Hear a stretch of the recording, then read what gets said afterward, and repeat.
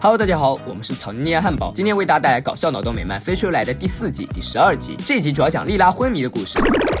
这天，班德和弗莱正在玩高尔夫游戏，教授走过来说：“平时不磨刀，战场上不了。下一个任务，你们两个由于太水被除名了。”班德、弗莱击掌欢呼。莉拉突然出现，问其缘由。教授解释说：“此次任务危险系数为10，我待的上一届就是在这里挂掉的。这两货还不及他们一半的能力。”女强人莉拉不服气，那说说这个任务吧。教授回答：“收集蜂蜜，就是很普通的那种。切，我还以为是什么呢？不要小看这些蜂蜜，只要被他们蛰一下，你们便会七窍流血而亡。”赫米斯继续添油加醋，那还得是在不过敏的情况下。尽管教授和赫米斯用尽了各种恐怖的形容词，但莉拉仍然表示为小蜜蜂被停职简直可笑。莉拉随即鼓动弗莱、班德：“来吧，伙计们，为尊严而战！”三人果断出发。来到蜂巢，莉拉告诉两人，蜜蜂通过跳舞沟通，接着便将一个肢体语言安装盘植入了伪装成蜜蜂的班德。你的任务就是转移蜜蜂的注意力。班德对这项差事甚为满意。没走多远，弗莱打起了退堂鼓。我还是觉得做个菜鸡没什么丢脸的，我们回去吧。刚说完，大家就看见了公司的旧飞船。届时他们发现了一个黑匣子，听了里面的录音后，大伙才发现原来教授是故伎重演，这道明显是送命题，但来都来了，只有硬着头皮往前走。在穿过一条防孔后，他们总算来到蜂巢密室，此地不宜闲谈。莉拉赶紧开始采蜜，这时弗莱发现了一旁的蜂王浆，谈话间一个不留神脚下打滑摔了进去，莉拉即刻上前拉住了弗莱。这时一只可爱的蜂后幼虫出现在两人面前，莉拉母性泛滥，哦，多可爱的小宝贝，我要把它带回去抚养长大，这样我们就可以自建蜂房产蜂蜜了，真是一举两得。说罢，莉拉拿起罐子准备为蜂宝带点口粮走。这时班德跑了过来，我说：“你们好了没？我真的不愿意对这群胖子摇屁股了。”话音刚落，发福蜂后突然出现，他对班德嘀咕道：“你试试生1000个孩子还保持身材。”由于母蜂受到侮辱，太空蜂即刻对三人展开攻击。好在莉拉为此次行动做了万全的准备，在她的帮助下，莉拉和弗莱成功回到飞船。至于班德，他抱在蜂后的蜂刺上，蜂后一屁股猛刺，本想了结三人，结果却促成了三人逃脱，飞船安全驶离蜂窝。莉拉兴奋不已。正在这时，蜂后幼虫突然醒了，弗莱立刻挡在莉拉面前，要伤害她得先踏过我的尸体。哦，好吧，就先成全你。随后蜂刺捅了弗莱，班德赶来，立马抓住幼虫，将其扔出了飞船。莉拉爬起来，看了看衣服上的小洞，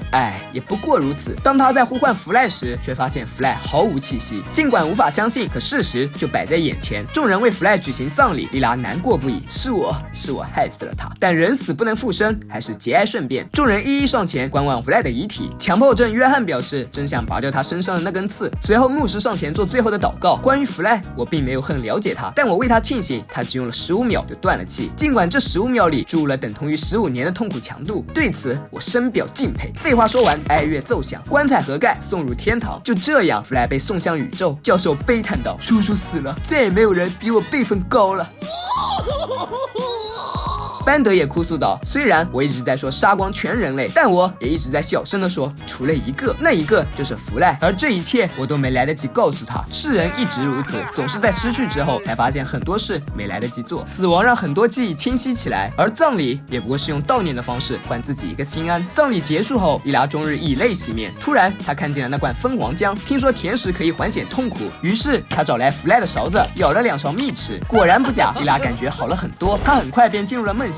梦中，弗莱从棺材中醒来，告诉他自己没死。莉拉表示：“我亲自为你送的葬，怎么可能没死？”弗莱则告诉他：“为了证明我活着，你不妨去翻翻我的衣柜，那里面有我送给你的礼物。”随即，弗莱拿出样品，方便莉拉醒后参考。但莉拉想立刻打开它，弗莱告诉他：“打开可以，但你得马上醒来。”睡梦中的莉拉突然惊醒，为了一探究竟，一大早，莉拉便来到公司，并召集了大伙。她告诉大伙昨晚的梦，但教授却认为这是无稽之谈，眼见为实，还是先看看再说吧。莉拉打开衣柜，但里面却什么也没有。这时班德数着钱走了进来，说自己当掉了弗莱衣柜里的所有东西，好在还算他有良心，唯独莉拉的礼物他留了下来，这让莉拉深信弗莱在某处活着。显然在科学家的眼里，这完全就是臆想行为，所以教授决定给莉拉做个脑部扫描。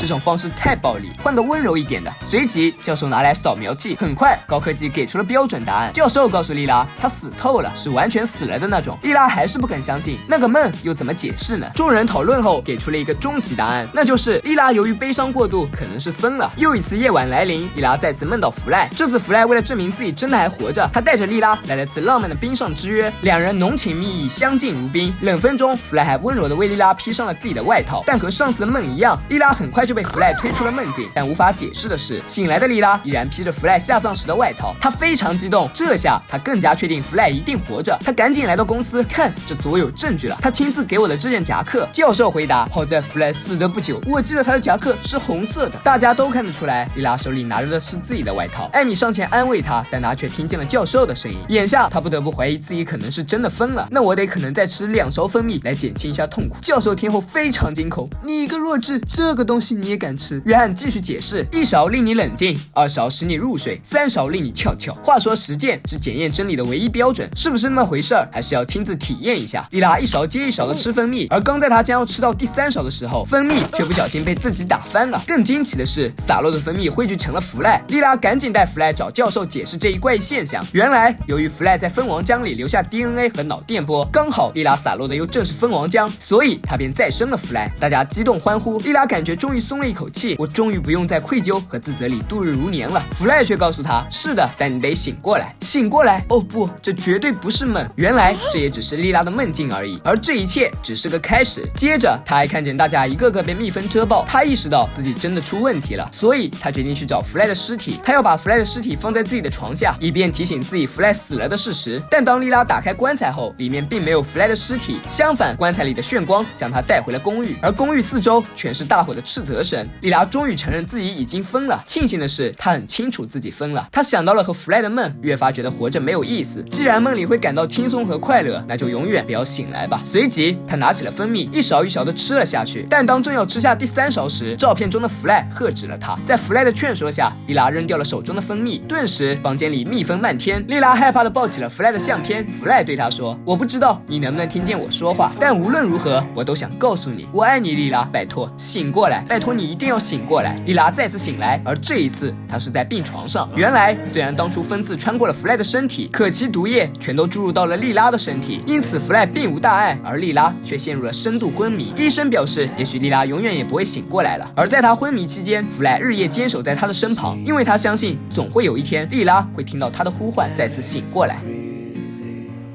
因为好强，莉拉执意要去冒险，而这次冒险却险些让莉拉成为植物人。在昏迷的幻境中，莉拉深感遗憾的悲苦，同时也让她更加确定了弗赖对于她的意义。太过平淡的日子容易让人产生理所应当的错觉，直到有一天，那些触手可及的瞬间宣称永远沦为往事，某些尘封的回忆才会突然觉得弥足珍贵。意外永远不会告诉你它抵达的时间，或许只是一次转身的瞬间，往事变成烟云。过来人总会以其最深刻的感触告诉后人，活在当下，珍惜眼前人。可往往这些真实的人生感触会被掩埋于理所应当之下，直到残酷的事实在眼前平铺开来，后人再变成过来人。人生如戏，可从不彩排，时间可不允许当初、如果、也许随意调换答题卡。那么趁爱还来得及，趁一切都还刚刚好，去抓住那个来得及的人，因为说不定错过了这次伸手的瞬间，从此便是一别两宽，各生欢喜。本期视频就到这里了，喜欢的小伙伴别忘点赞、评论、加关注，咱们下期再见，拜拜。